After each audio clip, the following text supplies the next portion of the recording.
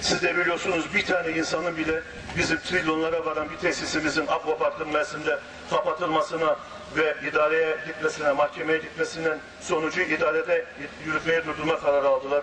Oraya bile yürütmeyi durdurma kararı alabilen insanlar böylesine gerçekten insan yaşamını bu kadar çok yakından alınmış ve ben inanıyorum ki öyle tahmin ediyorum ki burayla ilgili ÇED raporu da alınmamış tahmin ediyorum. ÇED raporu alma konusunda da ciddi bir sıkıntı yaşanmıştır muhakkak. Onların öyle söylemesi çok önemli değil ama biz zaten ifade ediyoruz. Ben Büyükşehir Belediye Başkanı adına buradayım. Çevre Komisyonu Başkanı sıfatımla buradayım.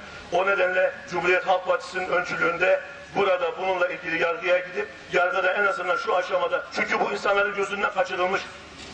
Çünkü bu insanların birisine yapılmış ki şimdi ötleri koptu. Kapıları bize açmadılar. Kapıların hepsinin kilitli olduğunu diyorlar. Buraya girmemizi engellemek adına her türlü çareye başvurdular. Ama halktan kaçamazsın, halka rağmen hiçbir şey yapamazsın. Tek güvendiğimiz hukuktur. Hukuka gideceğiz. Onlar da inanıyorum ki hukukun duvarına toslayacaklar.